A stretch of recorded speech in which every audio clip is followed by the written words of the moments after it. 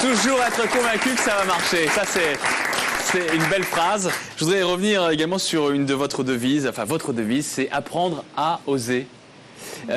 Vous dites qu'on n'a pas assez d'exemples en France, Alain. Quels ont été... Enfin, je veux dire, aujourd'hui, est-ce que vous pensez, encore aujourd'hui, après 7 ans, après 10 ans d'existence du web, est-ce qu'on manque encore d'exemples aujourd'hui? Un peu moins, parce que c'est vrai, le web est arrivé avec une rupture technologique. Donc se sont engouffrés là-dedans tout un ensemble d'entrepreneurs, que ce soit dans la technologie, le e-commerce, et il y a aujourd'hui beaucoup d'exemples. Mais en 2000-2001, les entrepreneurs en France, la famille Mullier, quelques autres personnes, mais pas beaucoup. Nous, la famille Mullier, ils faisaient... Auchan, le patron de Decathlon, grande distribution. Leclerc. Donc par rapport à ça, la France manque d'exemples. Et combien de fois je vais dans des dîners entre amis et j'entends cette phrase, mais sempiternelle de « j'aimerais bien monter une boîte oui. ». Ah non, je crois que je vais me lancer. Mais alors, quand je suis jeune, j'ai pas d'expérience. Et puis, quand je commence à avoir 35-40 ans, tu comprends, j'ai des enfants, j'ai un salaire, je suis confortable. Donc finalement, les gens ne montent pas de boîte. Et plus il y a d'exemples de gens qui disent écoute, je me suis lancé, j'y ai cru, plus ça va donner aux jeunes et aux moins jeunes l'envie de prendre leur chance pour faire de leurs mains une aventure, qu'elle soit grande ou petite. Nous, on a la chance aujourd'hui d'employer près de 600 personnes. On va faire voyager près de 2 millions de clients en l'espace de plusieurs années.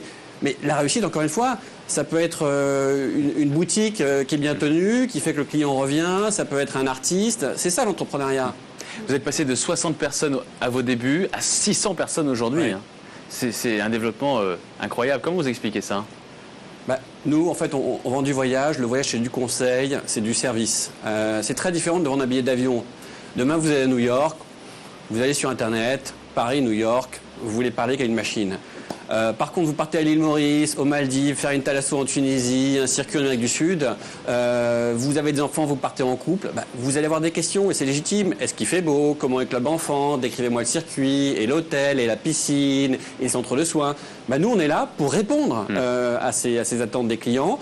Et c'est pour ça qu'on forme intensément notre personnel qui part 3-4 fois par an en voyage à l'étranger pour découvrir les pays. Et finalement, plus la société grandit, plus on a de conseillers voyage, avec derrière toute la partie administrative, informatique bien sûr, parce qu'avec 2 millions de visiteurs uniques par mois, vous pouvez vous en douter, il faut des serveurs, il faut quelque chose de robuste derrière, on peut pas bricoler. La partie administrative, la partie marketing et la partie achat, qui sont tous ces gens qui passent, entre guillemets, leur temps à voyager pour trouver les bonnes affaires. Alors c'est un métier difficile parce que c'est des gens qui sont un coup aux Maldives, un coup en Tunisie, un coup en Égypte, un coup en Laponie, un coup au Canada. Un métier très très difficile, mais pour nous très stratégique parce qu'ils vont trouver les bonnes petites affaires sur lesquelles on va prendre des stocks et qui font que sur notre site internet aujourd'hui on a des prix qui sont imbattables. Vous avez 600 personnes aujourd'hui dans votre effectif que vous managez, dont vous êtes le patron. J'ai lu dans une interview que vous avez donnée que votre effectif est assez stable et qu'il y a peu de turnover. Est-ce que c'est ça aussi un des secrets de la réussite? C'est important. C'est important de fidéliser. Quand je dis turnover, c'est-à-dire qu'il y a peu de départs et il y a peu de gens qui quittent votre société pour aller ailleurs. Hein. Ça, c'est important parce que on est dans un domaine où l'expérience, notamment l'expérience de la vente, est quelque chose de fondamental. Parce que de pouvoir dire à un client que je connais le produit parce que j'y étais, je connais le pays. On peut apporter vraiment un conseil. Donc on va chercher à fidéliser tout le staff qu'on appelle donc les caravéliens, qui sont ces gens qui travaillent ces caravelles promo vacances. Et notamment aujourd'hui, la grande nouveauté, c'est que ces gens vont devenir actionnaires du groupe Promo Vacances, ce qui va vraiment, ils vont participer pleinement à l'aventure. Alors expliquez-nous, c'est parce qu'en fait, vous faites ce qu'on appelle là ça devient technique, mais un LBO, un Leverage Buyout, c'est-à-dire que les collaborateurs, les salariés de votre entreprise sont en train de racheter des actions pour devenir les actionnaires de leur propre entreprise. Tout à fait. Pour que cette aventure, parce que tous ces gens qui nous ont rejoints il y a 5 ans, il y a 3 ans, il y a 2 ans, ils participent à une aventure.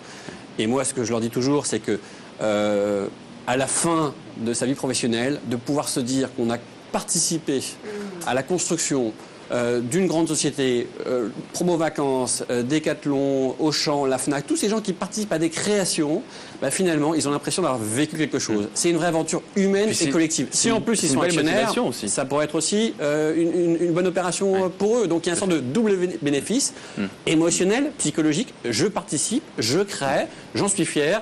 Et puis, pourquoi pas, on le souhaite, une belle opération financière pour tous ces employés aussi, si jamais l'aventure continue comme elle a commencé. Il y a une dimension, la dimension travail, la dimension maîtrise de la technologie. J'avais un professeur comme ça à Harvard qui avait commencé son cours sur l'entrepreneuriat. It's all about luck. Ce n'est que de la chance. Et moi, je suis allé voir à la fin du cours et je lui ai dit, on se tutoie aux États-Unis, Bill, écoute, le travail, la créativité, l'énergie, la maîtrise de la technologie, c'est quand même des fondamentaux. Et il me regarde et il me dit, mais Alain, tout ça, c'est le minimum. Après, tu as de la chance ou tu n'as pas de la chance. Et finalement, je pense que l'entrepreneuriat, c'est un métier tellement difficile que pour les nostalgiques des bronzés, c'est un peu comme Jean-Claude Duss. Oublie que tu n'as aucune chance. Fonce, sûrement entendu, on ne sait jamais, ça peut marcher. Applaudissements pour Alain Mendonça. Belle référence cinématographique.